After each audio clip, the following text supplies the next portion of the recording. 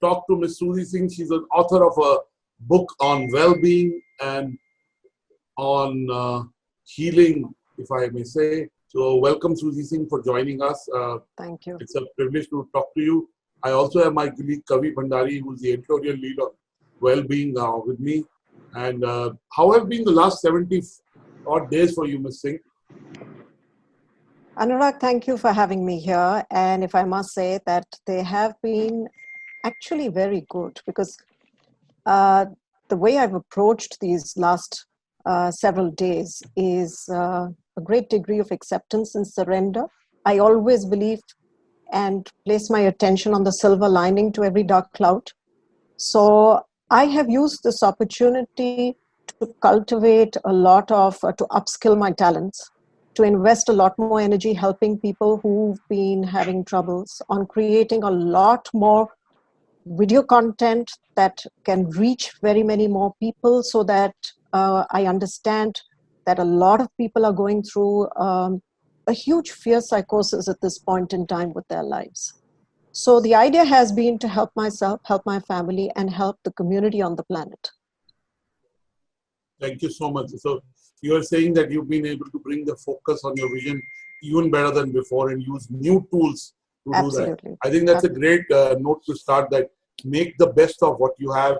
Look at the silver lining, and there are many. We're spending more time with our families. We are spending time on things that are essential, and we are spending time on things that matter.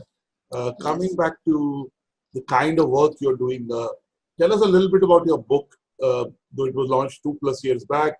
Tell us a little bit about kind of work you are doing for the benefit of the viewers. Well, to start with on the book, the good news is that the book was launched in India exactly 3 years ago on the 6th of June. And on that very day, the Italian edition was launched in Italy at a point in time when Italy is going through so much suffering. And I feel that this is God sent, because in some small way, I think that book can bring some relief to the people who are suffering so much right there in this point in time. So the kind of work that I'm doing right now, well, I can categorize it into 3 categories. The first is working with people who come on a particular issue to solve their problem or the current challenge that they're experiencing in their lives. It could be physical and mental in nature. So I have a lot of people talking about depression, talking about their addictions have gone up during this lockdown period, talking about aches and pains, fibromyalgia, all of it seems to have become amplified. So whatever was their physical condition, perhaps they have more time and therefore they're giving it more attention. Or perhaps it has become aggravated because they can no longer escape it with their normal escapes of running out and busying themselves with what they call living life.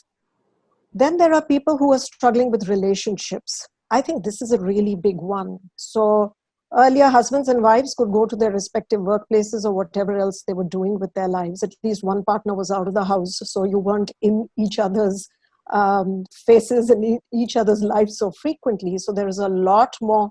The fabric of that relationship has come up for re-examination.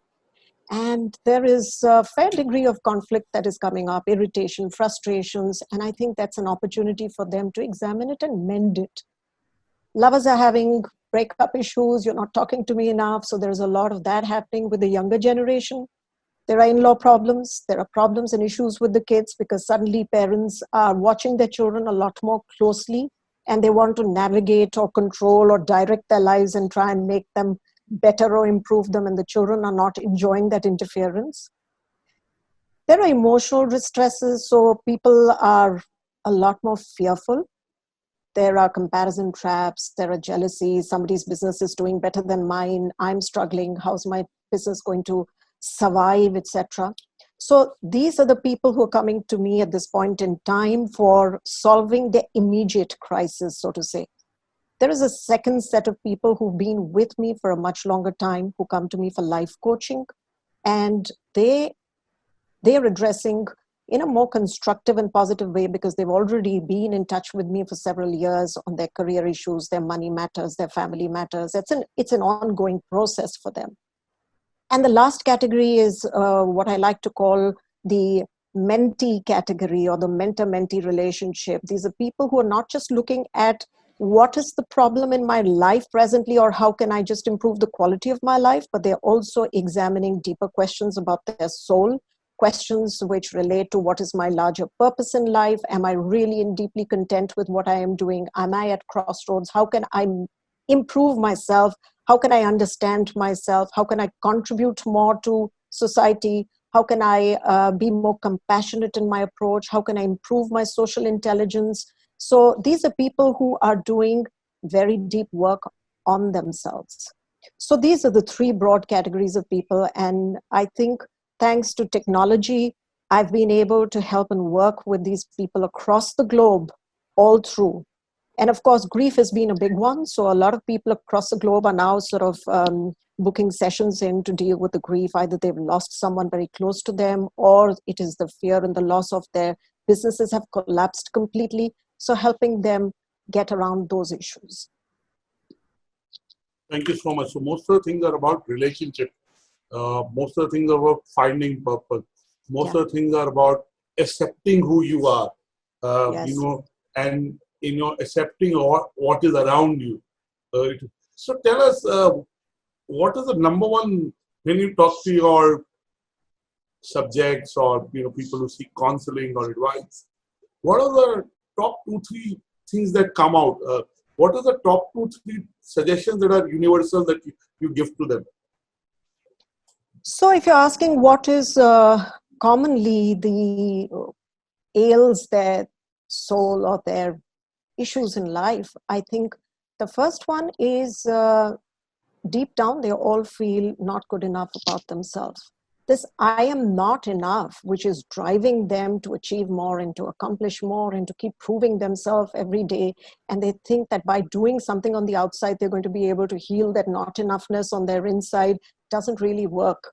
So it's great that they use that energy in a constructive way, because on the opposite side of the continuum, there are people who, that not enoughness is leading them into addictions of all kinds. So yes, it's a positive thing to drive your success, or to use it as an engine to achieve more and serially keep accomplishing things. But they're not happy on the inside. And there is so much sadness and misery and lack of acceptance or self-rejection on the inside, that those are the issues that I help them work with. The important thing is that they are the 3 errors that causes a lot of pain. And those 3 errors, the first is judgment. And if there is a lot of self-judgment, if your inner or mental talk is all about judging yourself, running yourself down, calling yourself not good enough, or feeling you're not good enough, then that is actually going to be a great barrier to your success. You can climb Mount Everest and you still won't be happy with yourself. And you'll keep telling yourself, the next accomplishment, the next big deal I crack is what's going to make me really happy, but it doesn't. So letting go of that judgment of myself, and then judgment of others, because if I'm judging myself, that's the filter I'm looking at life through, right? I'm going to be judging others too and thinking they're not good enough. I'll be driving them hard. That interferes with being compassionate with them. So judgment is a big error that we need to let go in order to deal with that not enoughness. The second thing is complaining, blaming your circumstances or your situations. Now Corona has happened, so I can't fulfill my plans. I can't do the things that I'd set out to do in 2020. This will just spiral us down into negativity instead of keeping us more in the present moment and saying, okay, I have a challenge. I mean, there's no guarantee that every day is going to be bed of roses. Here's a challenge. What can I do about it? So getting out of this need to blame and to complain about circumstances or relationships or things, or being in the victim mode, and actually moving into a state of action and saying, okay, I'm ready to take this on, and I'm ready to put on my creative hat and find solutions, is the second big transformation that we need to examine within ourselves. And there is the third one, which is, just constantly criticizing yourself or criticizing others, this gets you stuck in a quicksand. It sucks you in, puts you into a viral state of negativity, and it consumes you completely. So you are not going to be in the to-do state at all. So I think this not wholeness is a very large issue that I think needs to be examined in the current context. And the second thing is the fear. The fear is really taking people over. I mean, on the face of it, they pretend, nahi sab theek hai, ho jayega, kar lenge, but it's not happening. It is somewhere like a stream that's running like a background music in their minds. The fear of the pandemic is something that's constantly telling them not possible. And I urge people to become conscious, be mindful about it, witness it, and make every attempt to translate it into a can-do attitude. Thank you. I want to talk about myself since you know me, and I have also been consulting you in the past. Like, sometimes the biggest thing is sometimes Kavi is there, I really like him and I encourage him and I'm grateful to him. But sometimes I have so much pressure and, smallest thing irritates me. It's a very small thing. And I don't like the fact that it irritates me. Yeah. Because I know by putting pressure on others, that's not a good thing, So how does one deal with that, And I always regret putting pressure on someone, The same thing can be done in a very nice way. And I'm 98% like that. But sometimes the smallest thing irritates me. How do you deal with that? Well, the thing is to examine why you're irritated. You're irritated because you're a perfectionist. You're irritated because you need to do more. You're irritated because you expect others to reach the kind of standard and be able to do the quantum of things that you are able to do, not realizing that you're seeing them through, if I can do it, they can do it. But everybody is a unique individual with a different capacity to do. Maybe they don't have the capacity that you have, Anurag. You've been a serial entrepreneur. You have a very creative mind. You have a really go-getter attitude, and nothing is enough for you. You are one of those people I just mentioned about wanting to climb Mount Everest. I'll tell you, yesterday I got aggressive with my parents. I love them, and as I've learned to grow older, I've learned to not argue with them.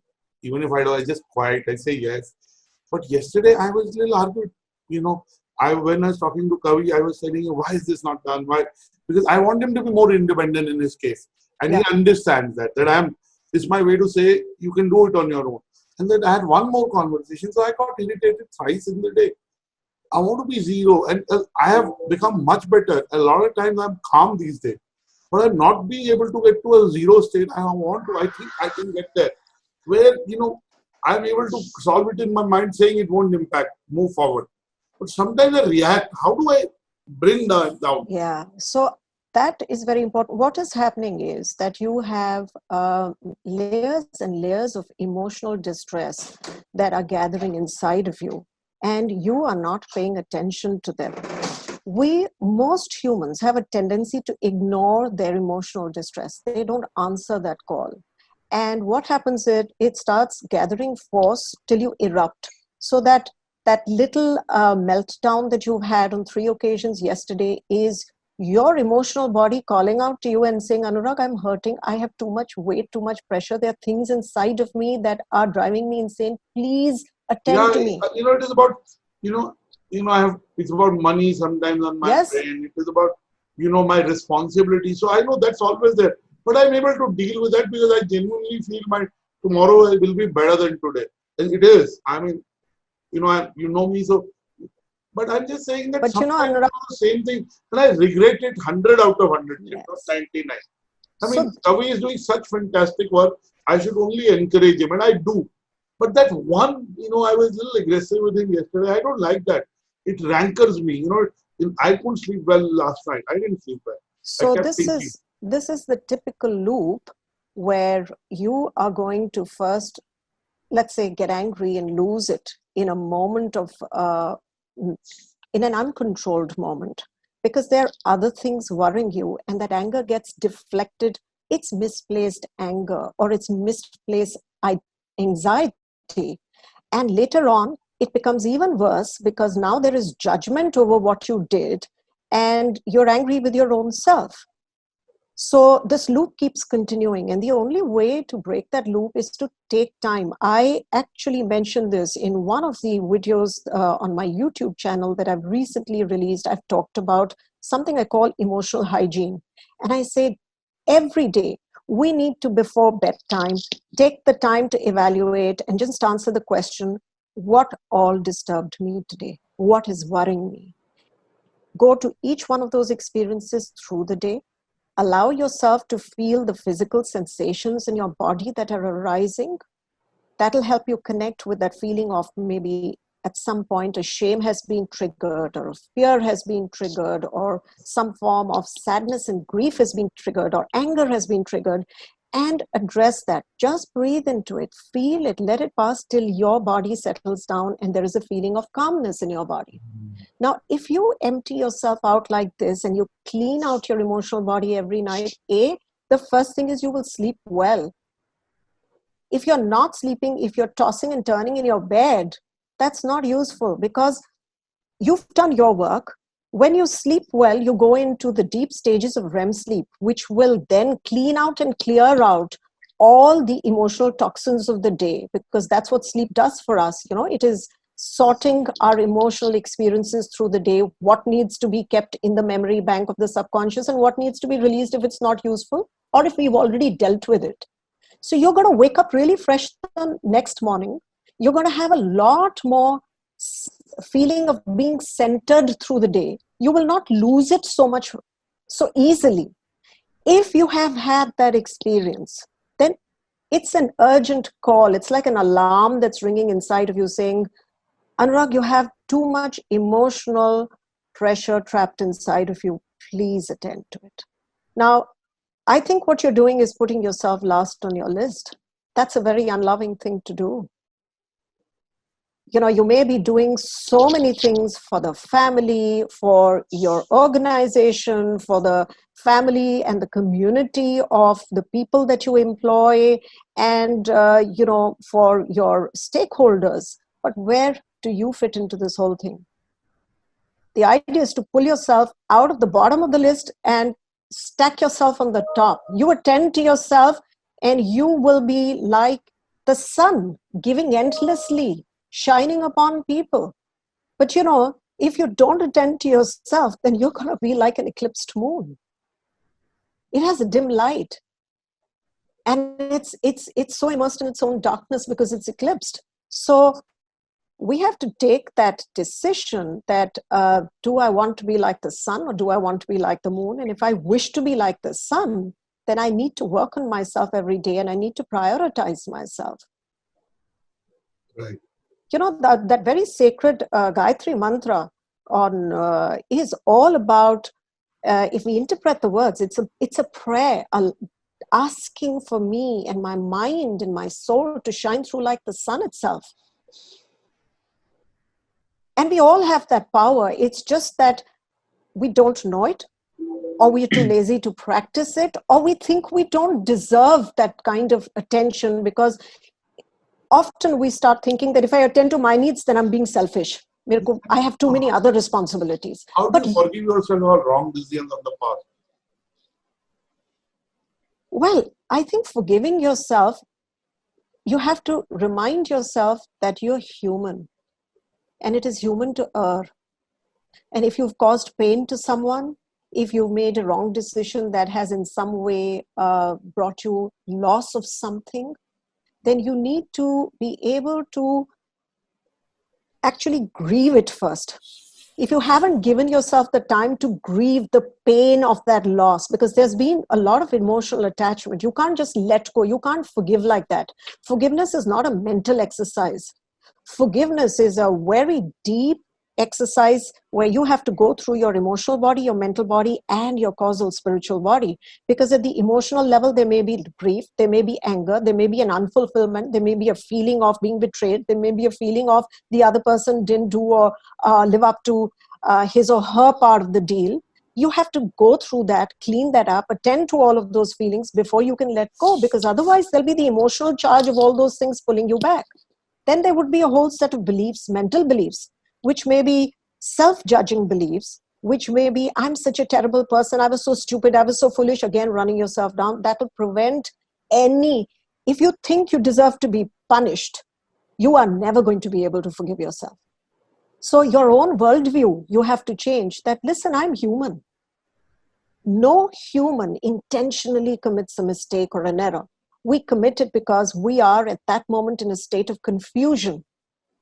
And to understand that, you will then be able to amplify your own empathy and turn that empathy inwards towards yourself so that you can learn to be compassionate to yourself. It's impossible, Anurag, to be compassionate to any other human being if you can't be compassionate to yourself. See, if you don't have a bank balance, can you give a loan to someone? You can't. Similarly, if you haven't cultivated, enhanced the degree of compassion that you're able to feel for your own self, or the forgiveness or the empathy that you can forgive for yourself, you cannot possibly be all of those things to other people. So we owe it to ourselves to forgive ourselves. I just have a few questions. Certainly. Ma'am, so you have discovered your connection with the divine power when you were very young, and it continues to be your most important relationship in your life, I think. So what would be your guidance to our audience in the context of finding, embracing, and nurturing such a connection within? So, Kavi, the first thing is that to be able to embrace a connection with the divine, it's very important that people should have this urge. There is a deep, heartfelt urge to discover more about life or to want to know the truth about life. If you're complacent and you're happy living your life, you wake up in the morning, you eat, drink, sleep, and, just live in survival mode, that is never going to happen. So step one is cultivate the urge and the curiosity, that childlike natural curiosity, to ask the most simple question about, why am I here? What is my life meant to be about?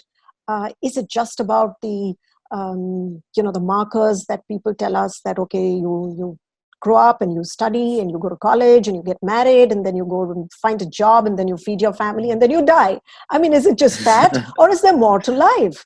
So Yes, once you start cultivating that natural curiosity to ask, to question, to interrogate, to not just take things lying down, not just accept blindly what is said to you, you will then be led to the next few steps. And once you have started feeding that desire, that natural fire within, and having burning bright to know more about the deeper questions or your purpose in life, it will lead you to discovering the natural laws. What are the laws of the universe? How do things work? What are the laws of similarity? What is the law of resonance? What is the laws of above and below? All of those various laws that govern human existence on this planet will begin to unravel, unfold, and then we must actively want to pursue that discovery or that experience or that knowledge about these things. So that is the second step. Then there is the next obvious step, which is wanting to discover more about my own self. What is my nature? What are my attitudes? What are my habits? What are my harmful habits? What are my tendencies? Where is the darkness inside of me? What are my shadows? What are the things? How do I behave in ways that don't serve my higher good? So self-discovery, self-analysis is the next process. And then you arrive at something which is called faith. The faith that there is me and there is something larger than me. It could be nature. It could be just a greater force. It could be what some people call God, but something that is larger than me. And that is a unifying element that makes all of us people, it holds us in itself. So wanting to discover that is how you start cultivating your faith. And once the desire to have a deep connection with whatever that larger forces arises in me, then I will, at that point, start building a really honest, loving, and deep relationship with that power of force. okay, ma'am. Ma'am, you've been releasing regular videos on your Suzy Singh YouTube channel on important matters that matter. So, what are the most frequent matters which people seek to address these days? So I think, firstly, there are a lot of relationship issues that people are reaching out to me with. There is the fabric of the family is breaking down during this period because we've been thrown so close. It's like Big Boss happening in the house. Yes, sir. Literally, um, there is no natural body rhythm. People are sleeping at 3, waking up at strange hours in the morning. They're in each other's spaces. They are having to deal with each other a lot more frequently. And obviously this creates all of those things that were hidden before or disguised conflict areas are coming to the surface because we are together so much more. And those Yes, ma'am. conflict areas cannot be ignored. Now, people think they blame the lockdown. It's not the lockdown. These problems always existed in that relationship. It's just that you never had the time or the attention to address them because you were busy with life. And Yes, ma'am. so these marital conflicts are arising.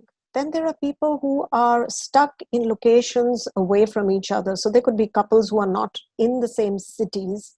And the long distance thing is really bothering them because somehow they need physical intimacy. They need to be together. They're not being able to talk to each other so more.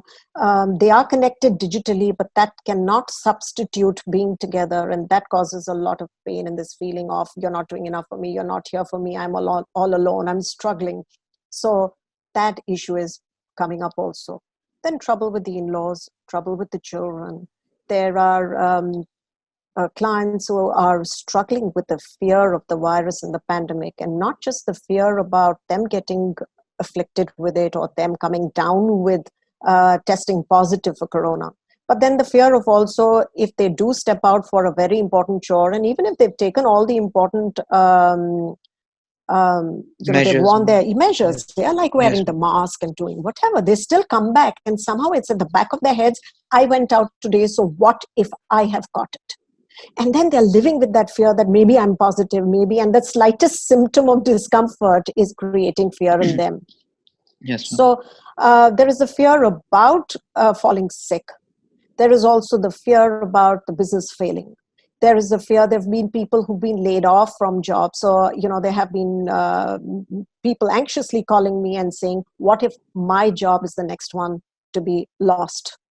Because they have no clue. Should I call my boss? Should I try and figure it out? Should so many people were laid off the other day. So there is a lot of anxiety about losing jobs. There is a lot of anxiety about the business having shut down. And what is the new stream? How am I going to support and fend for my family? So all of these issues, it's leading to depression, it's leading to hopelessness, it's leading to apathy, it's leading to increased addictions. I have people telling me that I have never drunk and smoked so much as I'm doing during the lockdown.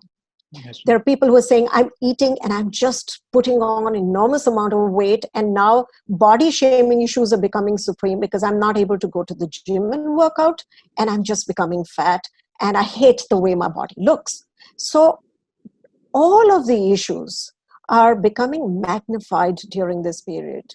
And those who are willing to address them are then reaching out for help because they know that they're not able to do this alone. And it's okay to ask for help.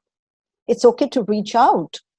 That is another issue because a lot of people feel it's wrong to ask for help, or people will think I'm inadequate or not good enough if I ask for help. That is completely ridiculous because all of us at some point in time, including myself, need help from someone, either just to listen to me, to hear me out, or to be a bouncing board where I can toss off ideas, or simply just to talk, because in that conversation, I realize something that is within me, but I couldn't have found that answer alone.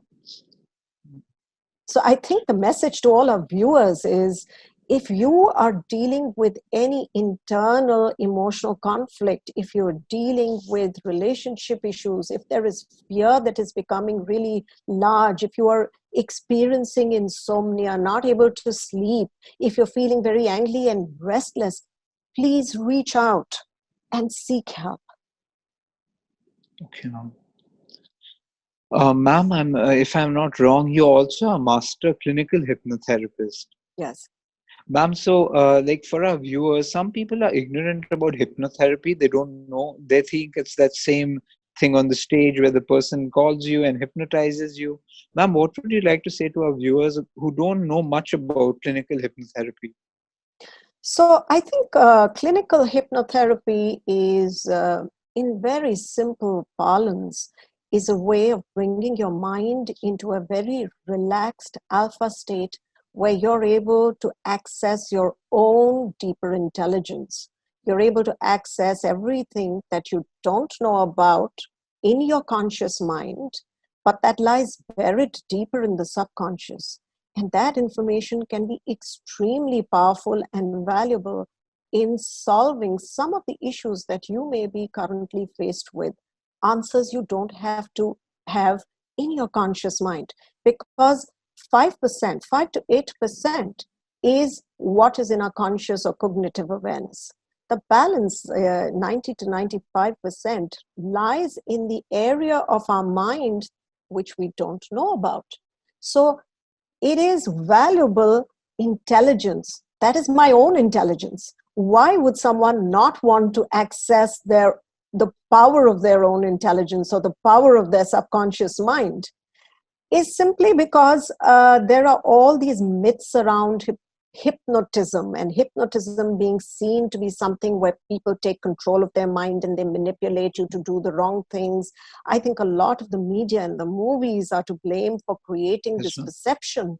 And the word clinical hypnotherapy, clinical is for clinical purposes, and anything that can help you find answers to your own dilemmas in life. Okay, ma'am. Ma'am, and at this stage when we are amidst this pandemic, everyone's got their own uncertainty, challenges ahead of them. What would you, like they're all facing challenges, what would you like to say to people to calm them down, to maybe tell them, assure them that they don't need to fear and have faith in the universe, and the universe will in turn give them what they want when they need it and how they need it?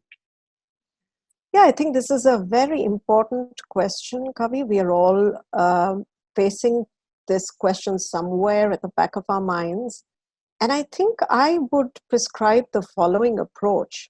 The first is reevaluate your financial status. And what I mean by that is take care of your investments. Use this time to be very mindful about where your money is, how you use your money, how you spend your money.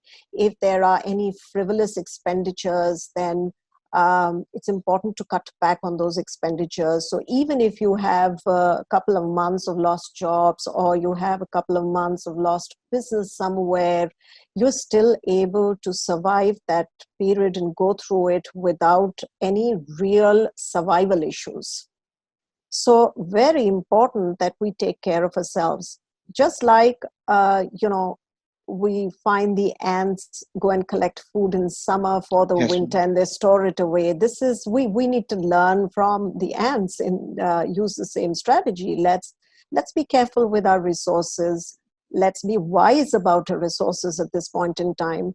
And I think that will take a lot of the anxiety away, because people are confronted with survival issues at this point in time. So attend to your finances is the first step.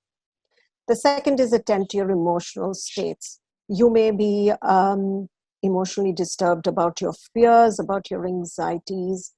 Sit down and attend to, don't brush them under the carpet. Take care of them. Feel those discomforts. Write them down. Ask yourself the question, okay, what am I so worried about? It's possible that a lot of our anxieties are already taken care of or addressed when we have done step one, which is address the financial issues. Yes. And if there are issues about going out, about fetching stuff, and you're not feeling safe about doing that, then find answers, find solutions to that problem. Work from home, you can order groceries in, you can do whatever it takes, or you can get the right gear to go out, which even psychologically makes you feel more safe, right? So reduce your exposure. At the same time, it's also very important for you to release your body's natural happy hormones. Activate your inner pharmacy. So, you need your serotonin highs, you need your dopamine release. And so focus your attention on things that give you joy. This is a time to nurture your talents, long forgotten talents. For example, I haven't sung in, I think, 30 years, and I've pulled out my harmonium and I've started doing my riyaz and retraining my voice, because I think it is so important that we do the things that somehow the busyness of life has stolen away from us. But by doing that, we'll rediscover our passions. So whether it's writing, whether it's gardening, whether it's cooking, baking, whatever makes you feel happy, redirect your energy, your emotional energy into upgrading your talents and skills. That's the second. Then there is the third, which is your mental health. And it's very important because a lot of people can have very negative and depressive, almost fatalistic thoughts at this point in time, fears about death and dying, the rising and increasing numbers of people who are getting affected by this virus.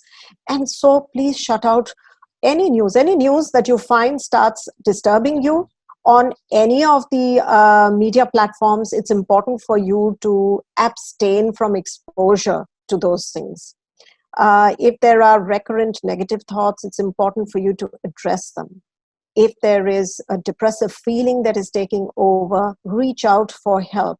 Speak to people, stay connected, be in conversation with people. This is very important. And if you find that you're not able to do it for whatever reason and your mind is driving you insane, well, I'd like to introduce the idea of the three bodies here. We have the physical body, the movement body, the emotional body, and the mental body.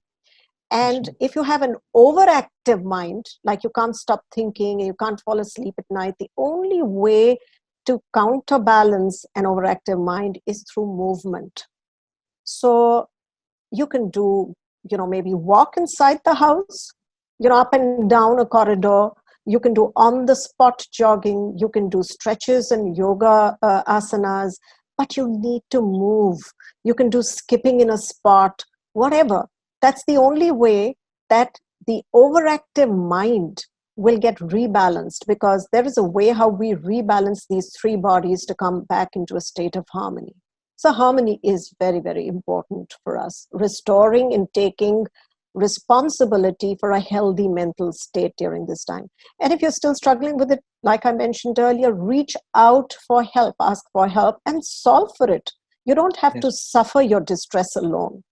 So I think, and the last one, of course, is that I think it's an opportunity to do something new, to challenge yourself, to push your envelope. And it can be very exciting to be able to take up a new course or a new skill, or, there are so many opportunities online that we can actually empower ourselves with and add to our skill sets. So that's another possibility. Rest and recuperation are equally important. Also enjoy yourself. Love of music, love of reading, go back to doing painting, coloring, gardening, whatever it is that you love doing. This is really the time to maximize it, because soon we'll all go back to our normal routines and normal life, and we may never get this opportunity again. So we might as well leverage this time. Okay, ma'am. My last question. So, do you feel that there's a higher purpose with this pandemic, according to what you said? I was just feeling, do you think there's something the universe is trying to communicate to us and maybe teach us what's going on, like what's happening around us? Well, I think there have been a lot of ideas floating around about this, but my personal opinion is this is a collective approach to raising the consciousness on the planet. And what I really mean is that we have been so consumed by the obsession with materialism, by the obsession with the greed for more, that we have lost touch with ourselves. And there is a huge sense of disconnection. When we lose touch with ourselves, we lose touch with everything around us. We no longer feel that love for a fellow man. We don't feel empathic towards our neighbors, our colleagues. We're caught in a rat race. We don't mind tearing one country down if we can benefit. And it's all about, I should survive even at the cost of others. And this is a time that the pandemic has really brought us all together in the no, we are not alone in anything. We are collectively one consciousness. Either we survive together or we don't survive. And what that is telling us really at a deeper level is it's trying to awaken us to the idea of the oneness of all things, which is also one of the universal laws. It is trying to shake us out of this win-lose kind of power-hungry approach that countries and governments and corporations and individuals have been obsessed with for so long now, and bring us into this new awakened consciousness of we are all in it together. We must think of win-win solutions. We must think of what we are stealing from others, from the earth, from the planet, from other countries. We must think of solutions that work for everyone. So I think it is actually a good thing. It's a transformative period. And any transformation involves destruction and pain. But you can't have transformation without that. So I'm hoping that all of us will rise to this challenge to reform our thinking, our approach, re-examine where we have been selfish, where we have been obsessed with the greed and the hunger for power, and try and enhance our social skills, our social intelligence rather, enhance our emotional intelligence, and walk into a new world on the other side of this pandemic where we feel a deeper connection with each other. Thank you so much, ma'am, for joining us. And it was a pleasure talking to you. And I learned a lot. I know you're a very busy person, and I'm thankful that you took some time out. It was my pleasure, Kavi. Thank you very much. I have enjoyed being with you here in this conversation. Thank you. Thank you.